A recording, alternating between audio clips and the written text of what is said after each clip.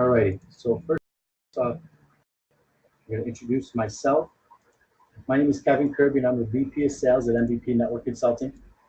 I have a BS degree in marketing from the University of Buffalo and over 6 years of healthcare and dental IT experience.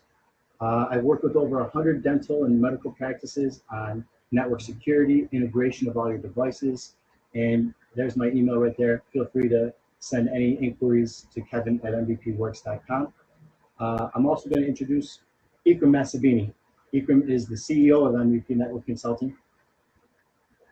Hi, how are you, everybody? My name is Ikram. Ikram is the CEO of MVP Network Consulting. He has a BS in electronic engineering, 15 years of healthcare experience. He's a certified HIPAA consultant, IT security consultant certified, as well as a lot of other certifications from Microsoft, VMware, EagleSoft, Allscripts, Dentrix, Meta, eClinicalWorks, and a handful of other electronic health record systems that you may or may not be using at this time. Also a leader of our company here at MVP Network Consulting, contributes to the community, and a father of two. Here's Ikram right here, the network expert that we'll be talking to. Thanks, Kevin, for this warm welcome.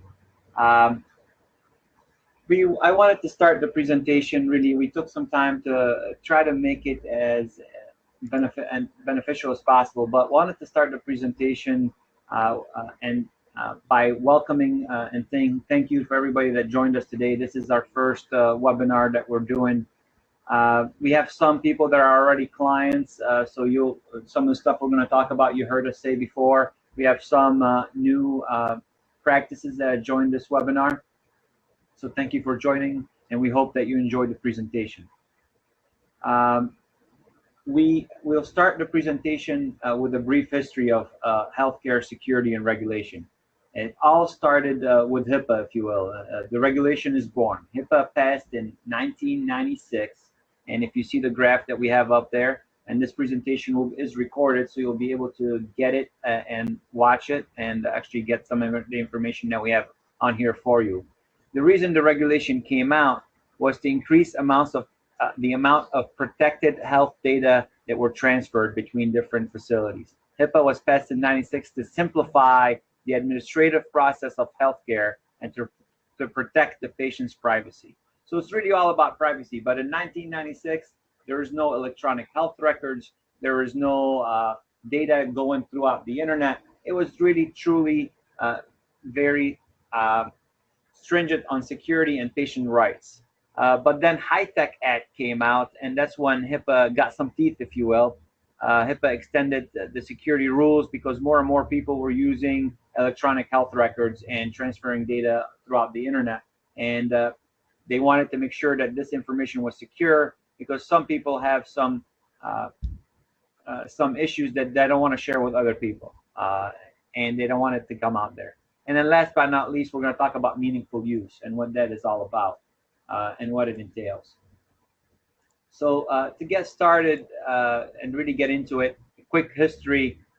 This is not a history lesson, but I think it's important to know why we're doing what we're doing. So Health Insurance Portability and Accountability Act, which what HIPAA stands for, HIPAA, it got released in 1996. After that, they released the privacy rule then in 2003, and then the security rules in 2005. In the beginning, rules were vague. States jumped on the bandwagon and can increase requirements, not reduce them, and they can put their own fines on them. They were talking about PHIs, which is protected health information. This combination of identifiers and treatments, diagnostics, or any healthcare payment information. That's what PHIs are. You'll hear us talking about ePHIs, which is the electronic version of that info. So in 2003, the privacy rule defined what is considered PHIs because that was very vague in the beginning. We will cover that in the next couple of slides. It also gave patients specific rights, and they defined the civil and criminal penalties that practices and doctors have to adhere to. So the rights that the patients got are authorization, patients' rights to limit and release info, and we'll go into detail on that later. And then privacy, who you could share it with. And you may only use their PHIs as authorized by the patient.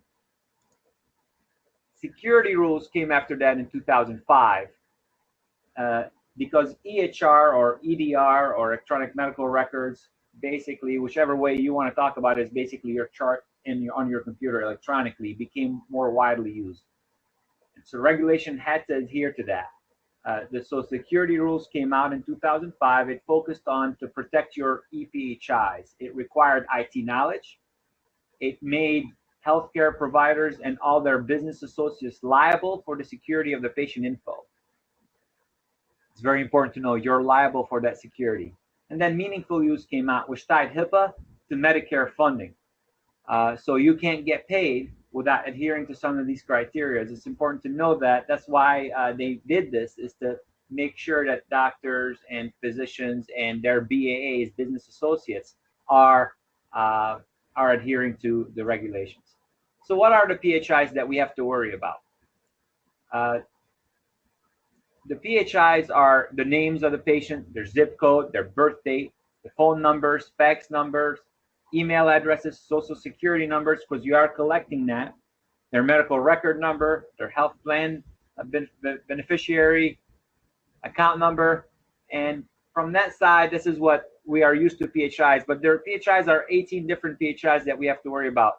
Their license plate number, their license number, certificate number, their vehicle identifiers and serial numbers, device identifiers and serial numbers, web universal, your URL. So if they have a website or you have a website with their information on it, IP addresses numbers, biometric identifiers, their fingerprint, or anything that you collect from them for a lab perspective.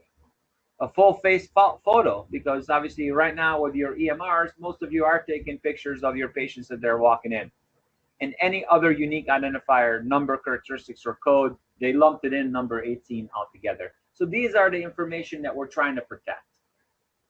And it's important to know what we're going after here. So what are the new HIPAA Omnibus rules? So Omnibus came out, and it's the they came out and they took effect in March of 26th of 2013. About 500 pages. This is the most sweeping changes to HIPAA. So copies of ePHIs, doctor will now only have 30 days to respond to a patient's written requests. And that's why ePHIs and having electronic medical records is so important. Emailing PHIs, doctors must consider transmission security. So just because you have it and you click send and it's out of your network, it's still your responsibility. And that's why we're going to talk about email and show you a demo of a secure email and what the difference between regular email and secure email. Breach notification, it's your obligation if you do have a breach and you're aware to let people know that that happened. And then there's some marketing communication in there. So the new rule further limit the circumstances when doctors may provide marketing communication to patients and how much you can market to them. We're not going to talk about marketing here, but this is something that you be aware that this is part of the rule and part of the new rules, part of the Omnibus that came out. So if you don't adhere to it, there's penalties and jail time, and this is some of the stuff that you're liable for. Yeah, just to kind of go in a little more depth on that, you can actually have a fine if you violate and if you willfully are negligent of some of these rules and regulations. You can see up to $1.5 million in fines and even up to 10 years in jail. In fact, there is a fairly local dentist that we've worked with in the past that did spend some time in jail because of not complying with some of these regulations as well. Because he did know about them, he did know that he had to put these into practice, but just chose not to. And that's what we're trying to help educate you for, so we can put in the right parameters so that we can protect our partners, our clients, and the patients that they protect. So who has to comply with HIPAA? The covered entities are healthcare providers who bill electronically, health plans that pay providers, doctors, dentists, psychologists, chiropractors, nursing homes. But not only them, every business associate they work with, the IT company, the accounting firm, their lawyer, the lab, the software company they use, they all have to apply to HIPAA, and it's important to have a business associate agreement signed with all those different providers. And any subcontractors that those business associates use have to also have a business associate agreement signed. The business associate agreement really puts the onus onto and responsibility not on your practice or on the doctor, but on your business associate when it comes to whatever they handle for you. Overall, you have to manage it, but the responsibility ends up falling on them. So that's important to know, that you have to have a good business associate agreement signed. So have there been any HIPAA breaches in practices? So many people how many people really got audited by HIPAA? The answer is really not too many. However, and that's a big however, none of these fines that people get fined happen due to audits. They happen because of data breaches. One too many. Sorry, they happen because of data breaches, stolen laptops, disgruntled employees. So think about this. If you lose a laptop or you lose some people's information, when a breach happens, you have to notify everyone. And if you can't get a hold of 10 people, you need to publish it in the media. And at this point, you have to get a credit report for all patients, because that information can be used in identity theft, especially if you realize that they have taken, or you've lost a laptop that has, PHIs on it, and the laptop wasn't encrypted, and it has social security numbers on it. You will have to pull a credit report out for all patients. That's only to save face, and it's a HIPAA requirement. There's also a website that you can go to, HHS Breaches. If you click on, I'll click here and I'll show you what it looks like. But it truly is a breach website by the government that you can go on. If I click dental and do apply filters here, and it's going to give me a list of all the different breaches throughout the country of what happened, and the fines, and how many individuals got affected. And so this is a website for you to be aware. There's many pages, obviously. So just think about, not only do you have to call the media, not only do you have to send a letter to every one of your patients, but just think about all the ramifications that can happen if you have a breach and you are in the news.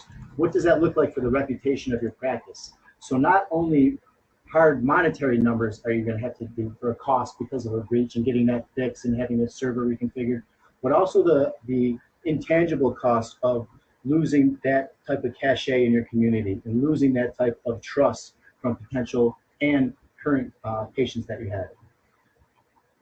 So we put a little headline, it was in the Daily News, local medical office loses 844 social security numbers.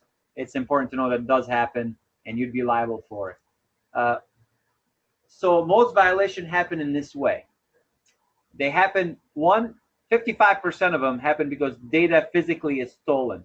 A stolen laptop that's not encrypted, or a USB stick that you take with you that have backup, or a backup hard drive that you took with you somewhere and it got either lost or stolen. That's 55% of them. It's only 6% because of hackers, just to let you know. So it's really everything else that you need to do, hackers aside. Improper disposal of data. So your copying machine has a hard drive in it that's usually not encrypted, and you get a new copying machine, but now that hard drive has some PHIs on it, and it never gets destructured. You don't get a destruction certificate from your machines that you're getting rid of. And if you don't have that, it makes you liable for that information that's on it if ever gets out.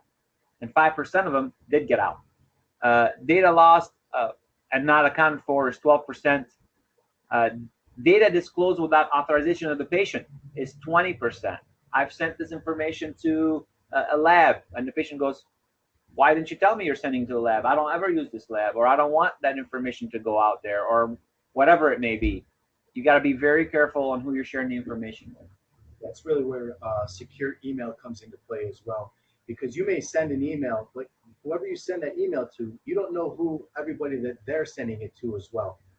Okay, so you have to, on your side, be very conscientious of who and how secure that email is. Okay, so HIPAA by the numbers. We're going to go through a series of numbers that we took from different organizations. So the first one is healthcare IT. The number one healthcare IT vulnerability, the biggest vulnerability, was the perception of IT healthcare professionals believed that their current perimeter defense and compliance strategy were working when clearly the data states otherwise. So that came from the FBI healthcare risk notification, April of 2014. Why would people even want your stuff? I mean, think about it this way. The reason is, on the black market, they can sell $50 per medical record and $1 per credit card number. That's what they want. They want that information to make money. Unfortunately, that's the nature of the beast. Think about what happened across the board with Target and Home Depot and all the other larger organizations that didn't have enough security and got hacked. Well, they got hacked because they can get money out of them. Again, the big thing is not on the hack side, but on making sure you're protected and you're doing what you can to make sure you're protected. Nothing is 100%, but it's important to make sure that you're going above and beyond the minimum. 63% of healthcare institutions experienced a reportable data breach. That's a high number. 63% have said that they got breached in one way or another, whether being even losing a laptop. 31% of all reported data breaches are in healthcare. Of all reported data breaches across every industry. That's the biggest one, and it's the highest number. And then 56% of patients whose data was breached lost trust and confidence in their healthcare provider and stopped going to them because they felt that they weren't going above and beyond and doing the extra. And that's what patient wants. As you know, they want white glove treatment. They want to make sure that they're protected, that you care about them enough. Overall, 29.3 million patient records were compromised since 2009. And the average cost per breach per record is $188.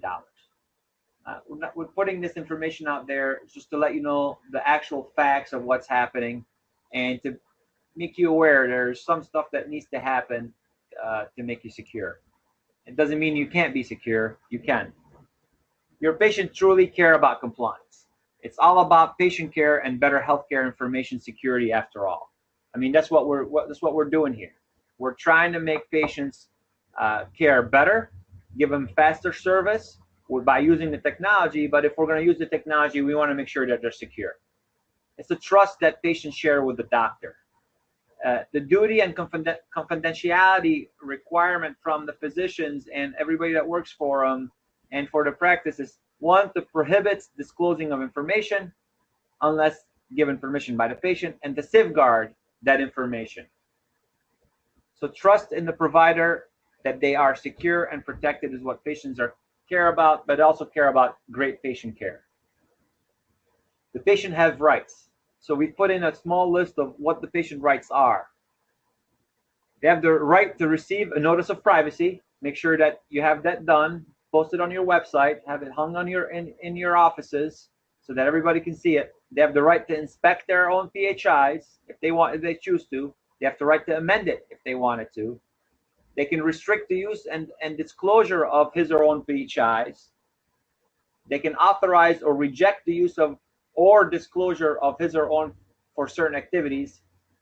If you say, I'm going to share it with this doctor because of whatever it may be, they can say, I don't want you to. They have the right to request and receive an accounting of uses. So you have to keep a log of who has that data. I sent it to this lab, and this is when I sent it to, and this is when I sent it. This is what they've done with it, and this is when they received it back. You have to keep a log because they have the right to ask you whoever received it from you, and you have to be able to supply that. And good EMR systems will do that for you.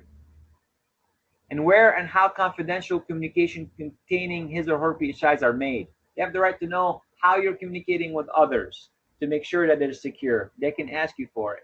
All that info should be in your notice of privacy practice. So when they sign it, they're aware of everything that you're doing. But make sure that's in there. And obviously, they have a right to file a complaint if they don't think you're adhering to their rights. Not all patients know their rights, but if you let them know, it sets you a little bit apart. You're putting your cards on the table, you're doing the best that you can, and you're providing great patient care. So that's her history. That's what we talked about. That's patient rights. How do we start? What do we do? So how do we start making sure that you're protecting your patients and offering them great care? Start by taking it seriously and have a meeting about compliance in your practice. Everybody in your practice needs to be on the same page. When it comes from the physician or the office manager down, it has a lot more meaning behind it. Just start the conversation. Decide in your practice to designate a HIPAA project manager. Make a list of what you know have accomplished and what is left to do. And if you're not sure, then consider getting outside help to help you make that list. Make sure that you have a business associate agreement with all your business partners that we've discussed before. Take the risk off your practice and put it on your business partners. That's what they do. You got to manage every single one of them, but you might as well make sure that they're doing their job. And if there is anything that happens, they'll be the one responsible. You should also have a HIPAA security audit performed by an outside firm and have the results filed and then implemented. Because a lot of people do those HIPAA security audit and then don't do anything with the results. Review the Omnibus guideline, HIPAA compliance checklist. We have one. If you'd like it, we can send it to you. Software checklist to send to vendors. Most softwares that our clients and the people in our area use is compliant, but make sure that it is. So a security policy and HIPAA security rule needs to be put in play. You should have a document for your security policy. It should be electronic and printed in a binder with all that information that we talked about, printed and adhered to. And everybody in your practice should know what this is. So what do you need to do to be secure? So most firm has laptops that they take home. However, their hard drives are not encrypted. Encryption is basically a mathematical computation to encrypt and decrypt electronic protected health information, or really any electronic information. Encrypt all devices that has PHI that leaves the office, including USB drives. Encryption is a very inexpensive way to make sure that anything that leaves your office, if you lose it, it's just a laptop lost. It's not, you don't have to worry about your data on it. Because encryption, if somebody does get your laptop, they can't read any information if it's encrypted. Backup is not enough. If you're doing backup, that's great. I highly recommend it. It's a HIPAA requirement, and it's just good common sense. But that's not enough. Make sure you have a disaster recovery plan in place. So most firm has backup, but not disaster recovery. You are responsible for that piece to be able to be also encrypted. So make sure your backup is encrypted as well, especially if it goes outside your office. Secure your communication. So if you send email, make sure that's secure, and we'll get into that in a lot more detail. Perform a security audit. It's important to know where you stand and what you need to do to make sure that you're compliant. And then we highly recommend the 24 hours a day monitoring by your IT provider to make sure that they're taking care of and looking at everything happening on your network, doing patch management, antivirus, and we'll get into that later. And that takes also the responsibilities away from you. And then follow those 12 steps that Kevin mentioned earlier. We've put together a manual about the 12 steps. This is actually what the manual looks like. So if you're interested in that, please let us know, and we'll mail the manual to you. It's for printed manual. It's about 37 pages long, and it's very detailed on everything that you need to do to protect your practice. Please note on here that it says dental on this list. We also have one that is also for physicians. This is just the one that we actually used for this particular slide. It does say dental on there, but what we're talking about has to do with all of healthcare, and the same rules, regulations apply to all facets. All right, so we talked about those 12 steps. Let's go through them. Step 1, we talked about backup. Make sure you have a good backup daily. That's a HIPAA security rule. Backups are required. Patient data must be stored for 6 years after their last date treated. You have to keep it for 6 years. Some people say 7. The rule is 6 after the last date treated. So not the first day that they came to see you. It's after they stopped seeing you. Then having the backup is great, but it's not enough. You got to check your backup on a regular basis, and your IT provider should be able to do that for you to make sure that they're working. So I would do an actual test and restore something to make sure that your backup is actually working. A lot of time people think they have a backup and they go through the process, and even their software says successful, but you come to restore something and it's not successful and it's not working well. So PHI's protected health information is your responsibility. That's why it's important to always have a backup. I can't say that enough. Step 1 and 2 talk about that. Step 3 talks about encryption. So keep an encrypted offsite copy of your backup. Encryption is key, especially if it goes offsite. Rebuilding and configuring one of your computers take a long time, not to mention how long it will take to actually rebuilding your entire server. So you need to make sure that your backup is more than just your data. You need a full image of your backup done, and it needs to be encrypted. And that's definitely a HIPAA security rule. So an example right here is we walk into a lot of smaller offices, and what they have for their offsite backup solution is maybe 2 USB hard drives, okay? And they're being swapped out maybe once a day or at the minimum of once a week. But if you lose that hard drive and someone else picks it up off the street, all they have to do is plug that in their computer and they can get access to all the information on that hard drive. That is not a compliant and that is not a secure means of backup. If you are going to use, at the minimum, a backup hard drive, which we say we would want you to use a disaster recovery appliance instead, you have to make sure that that actual USB device is encrypted, so that if somebody else goes on and plugs it in, they need a username and a password to even get to any of that information.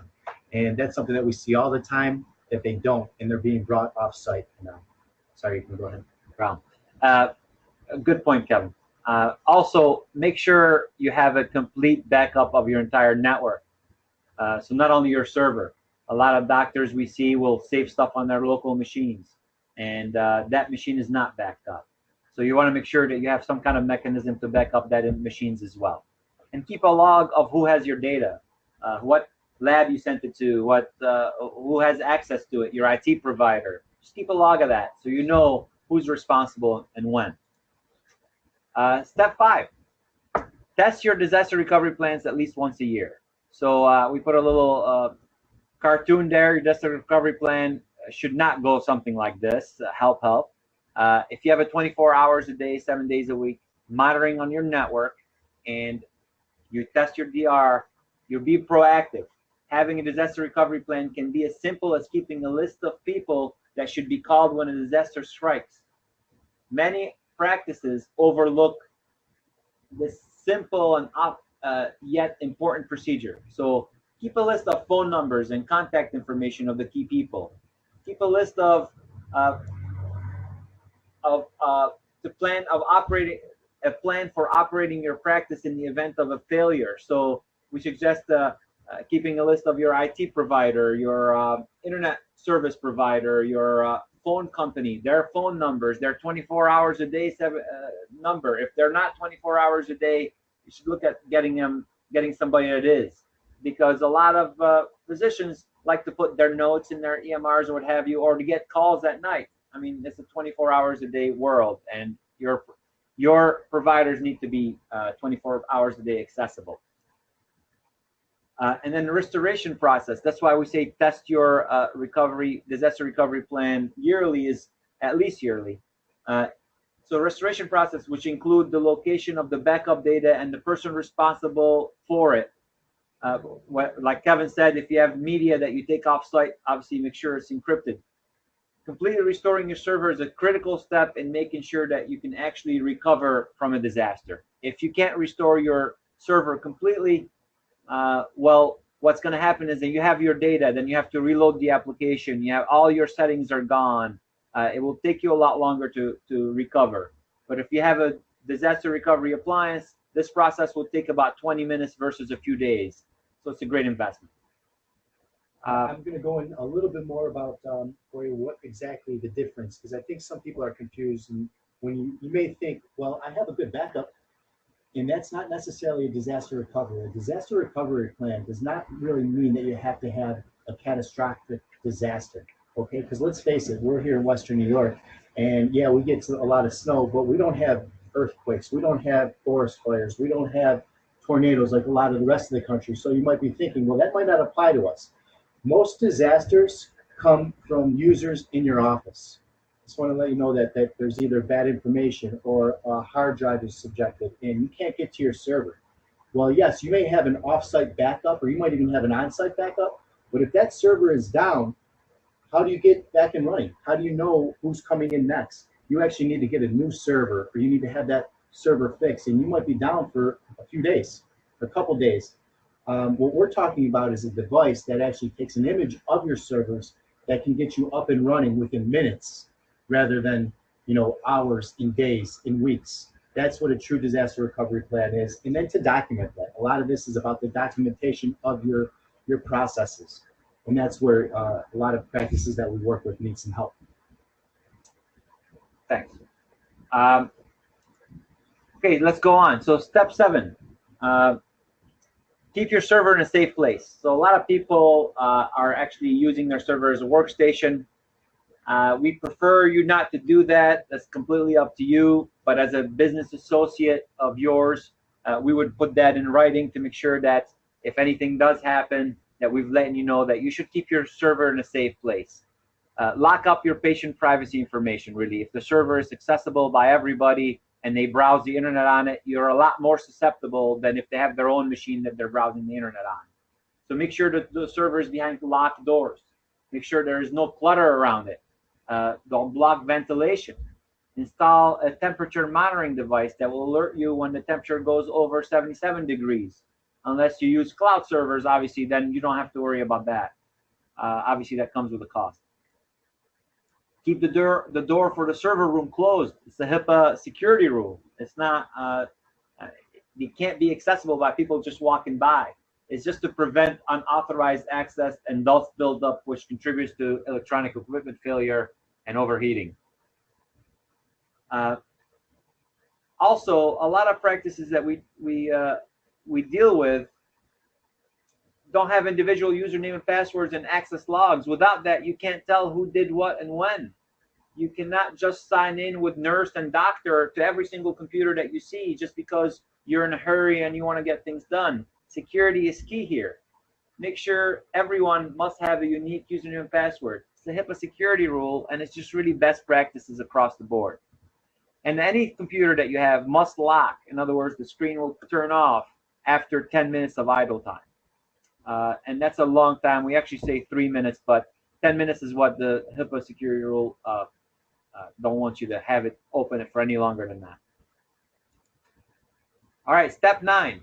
We talked about the server, we talked about encryption, we talked about backup and disaster recovery, but step 9 is your battery backup. Every time your server isn't properly shut down, you are inviting data corruption because it stopped working while it was doing something. A simple uninterruptible power supply, a battery backup, a smart battery backup, however, configured correctly, will safely shut down the server and will prevent this entire issue. It will let the server know that we lost power, and then it's time for you to save all your stuff and shut down gracefully.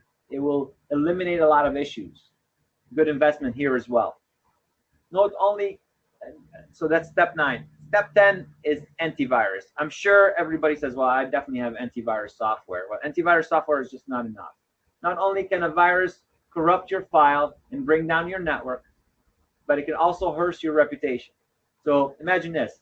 If you or one of your employees unknowingly browsing the internet spreads a virus to a patient, to a machine, or the virus has hijacked your entire email book, you're going to unintentionally end up making a lot of people angry.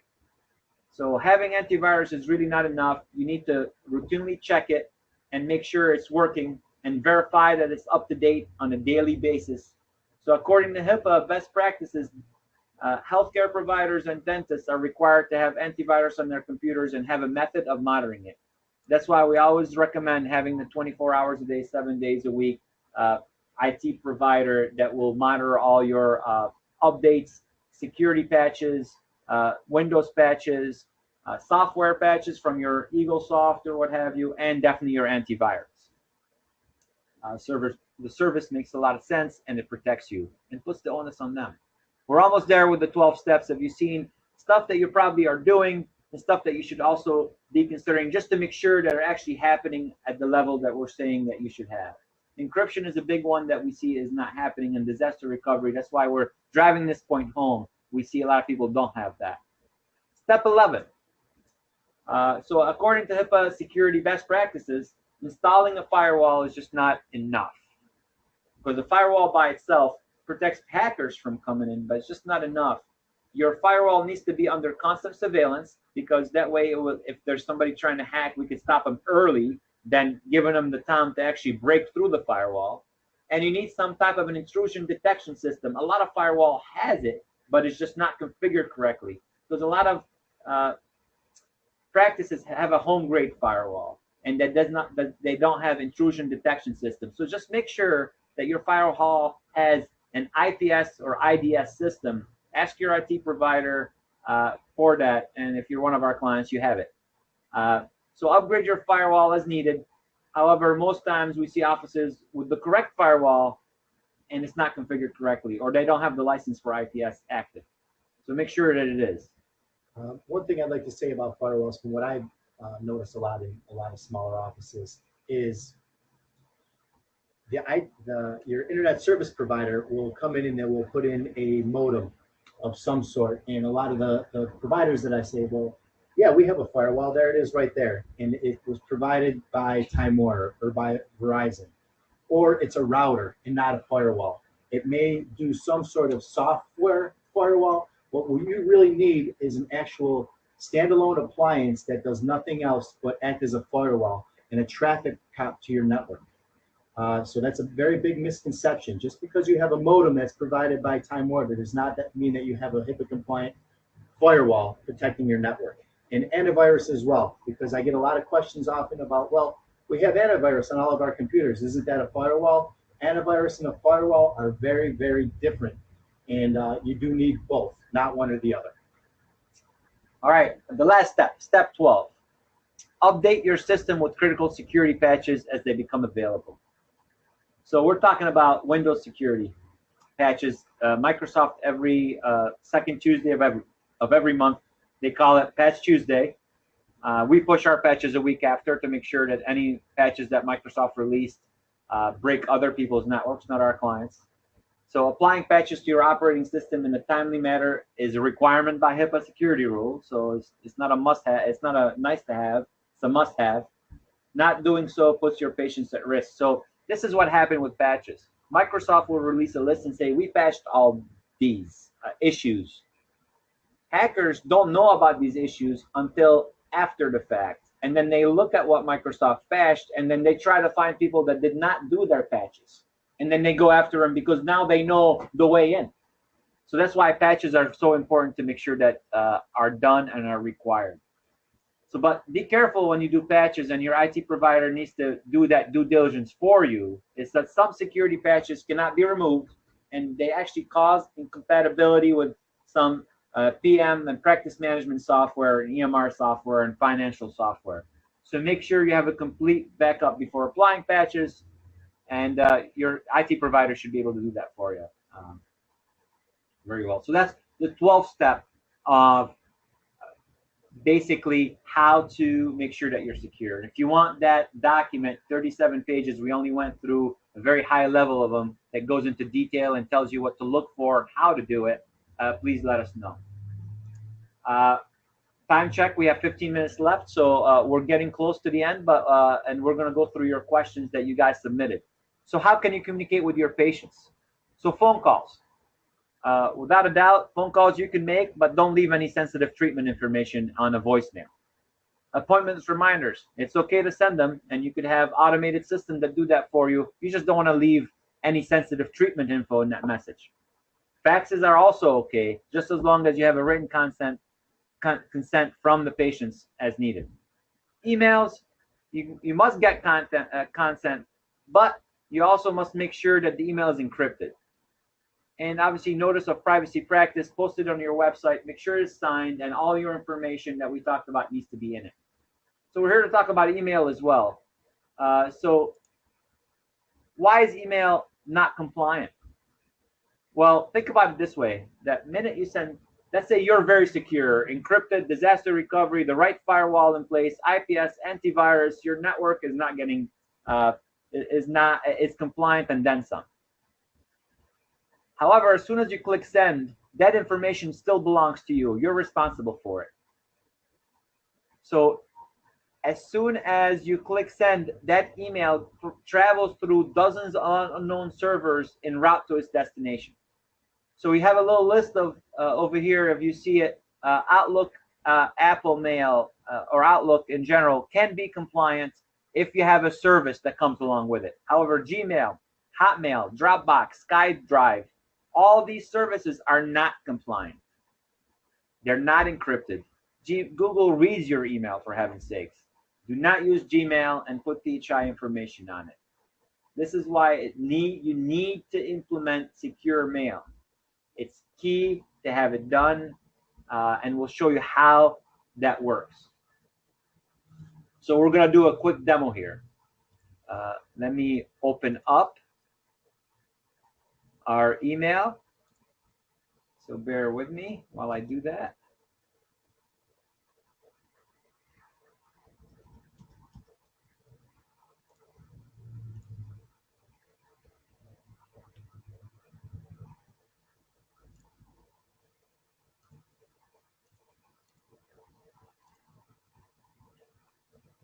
Okay, now everybody should be seeing, this is the demo account that we have set up.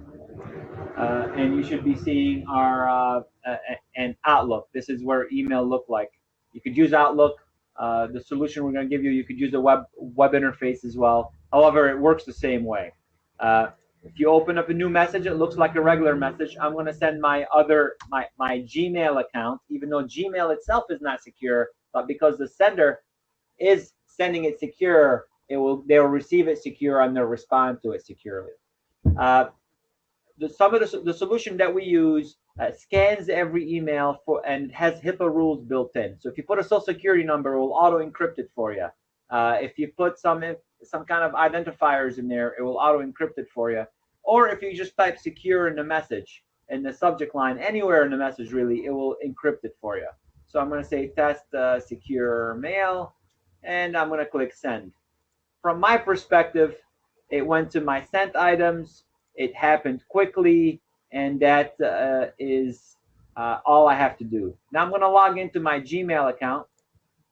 I happen to already be logged in.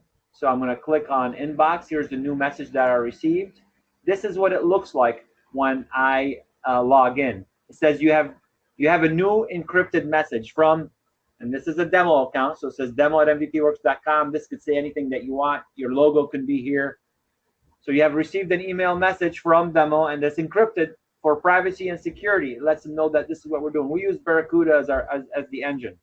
If I click on it, it will then log in to a message center because I logged in before. It saved all my information. So from a patient perspective, they don't have to always remember to log in or what have you. The browser they use usually saves that information for them. Once they click submit or sign in, they go in and they're able to see the encrypted message. And here it is. Now this is encrypted. It can't be hacked by anybody. If it was stopped on its way to us as a recipient, it doesn't matter. They can't read it. Then they can reply from here, and whatever they write here, I received the info, thank you, and whatever else they want to write. And then they click send. Now when I go back to Outlook, shortly, here it comes, and it's also encrypted. I can log into the portal and have that conversation back and forth. It's important to do it this way to eliminate any gray area when it comes to email. Then you could use email with your patients and not have to worry about it. Service like this is not an expensive service. It's $7 a month per user. that you need. So not all your people that work for your company will need it. Maybe the office manager, your accounting person, and the doctor, and maybe a nurse. 4 or 5 people within your company, cost $7 a month each. It's a great way to start using email again and make sure that you're protected.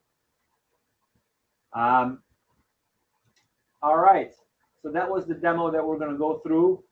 That's the information we give you, but we also said that we're going to answer a lot of your questions. So let's go through some of your questions. We didn't write who wrote them because that would be a violation of HIPAA. We don't want to do that.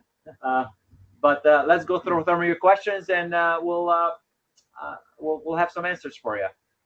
So this is Kevin here, and I'm going to quickly go through these questions for you. One of our respondents wrote, how to determine if the email system we are using is compliant? And the answer there is, well, if you're not sending a secure email message, like Ikram just showed you, then odds are, well, not odds are, you're not compliant. If you're using Gmail, if you're using Yahoo, if you're using AOL as a means to transfer patient information to a lab or to another physician or a specialist, it's your duty to protect your patient's information. And if you're choosing not to do this, then that responsibility and that burden will fall on you as a practice. What to do without making the receiver of the email having to sign on or make up a sign-on? To answer that, the receiver will always actually have to sign on at least once to receive that secure email and encrypted. If they're going to be normally using the same computer, they will only have to sign in once, but they will have to log in, and that is, I understand that it is a little bit of, takes a little bit of time, but it's worth the time to take. And then when they send that back to you, you're going to receive that response encrypted as well. If a patients are using email to request an appointment or to receive a link to a secure website for reporting functional limits, is this acceptable under HIPAA?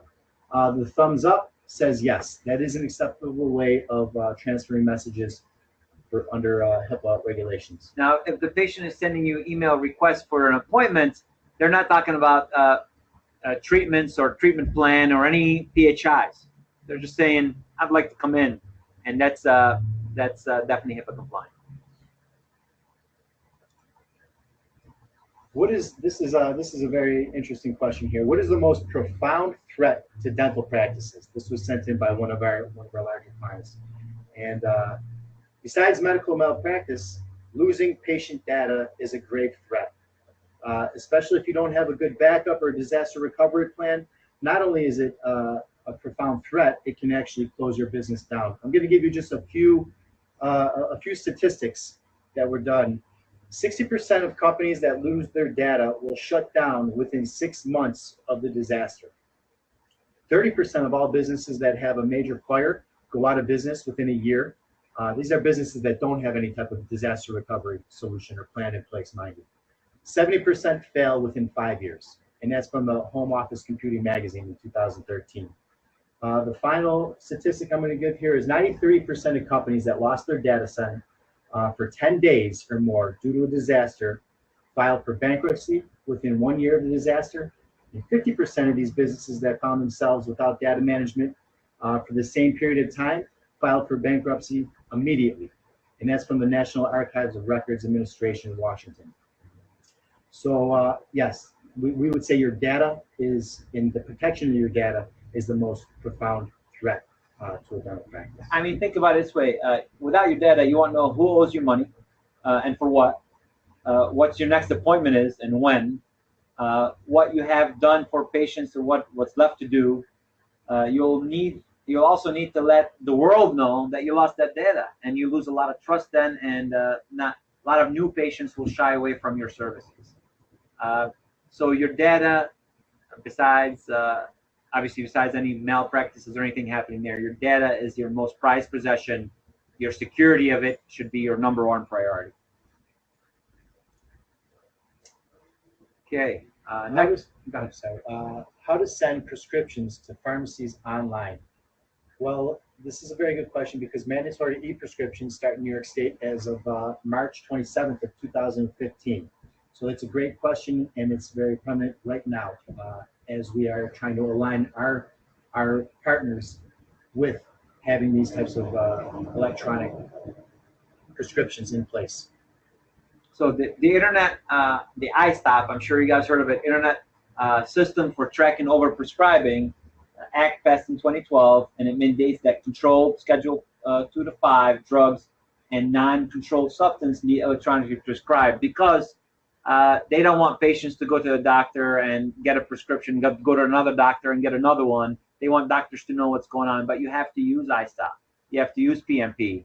You have to make sure, and for you to send that information to a pharmacy, your EDR or EHR or EMR software needs to do that for you. MedDent, Allscripts, MedHost, they're all actually all working towards implementing an update now to be able to meet those requirements. So it's EagleSoft and Dentrix. All have to be done by 3/20, the end of March, basically March 27th. And not only done, but implemented in your practice. So they have to be ready, and then you actually have to do the upgrade. So your IT provider needs to stay on top of that, make sure they're aware of this. And if they're not, give us a call. So how can we send HIPAA compliant text messages? A good question, because text messages are not HIPAA compliant. They're wide open. Text messages in general are not. However, there are services out there you can use. Check out silentcircle.com. That will show you how to send secure text messages. It's a service you get and allows you to send secure text messages. And we can help you with that. If you have any questions, let us know. So how easily can I send patient sign-out list or billing info? I mean, we talked about this. It's really communication with your patients is what you're asking here. So this depends on how you're sending them out. You have to make sure that it's encrypted method of communication, period. Make sure that happens. You could talk to your patient any way that you want to. Okay, how to perform a proper security analysis. The best way to do it is to really hire a firm that come on and audit you. They know what to look for, they know what questions to ask, and they'll provide you a report with all that information. This should cost about $1,500 for a practice that has about less than 5 physicians. And it costs more if you have more than 5. So what safeguards do you need on our computers, especially laptops taken home? We talked about that. I will say it again. Hard drives on any device, including USB memory sticks, need to be encrypted, especially if you're taking them home. We should also have a monitoring software where whether they're at the office or at home, you're constantly being monitored and you're having your updates done as far as your antivirus and Microsoft updates done, so that if there is a breach, that you know about them and that there's alerts to how you can help with that. And also, when they are monitored, most providers, IT providers, can auto wipe a laptop if you lose it, even if it's encrypted. They can geo-track a laptop to let you know where it's at. There's a lot of safeguards that you could do if you have 24 hours a day, 7 days a week monitoring, which is a tool that gets loaded on your machines.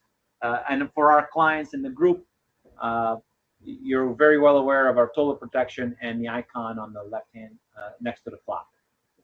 So how can you help us with these safeguards in a costly manner? Some offices have the equipment they need, just it's not configured correctly. Firewall with no IPS or DLP, we talked about that. And how we can help you? Well, this is how we can help you. We ended up, we're gonna give you an offer for a free network security assessment.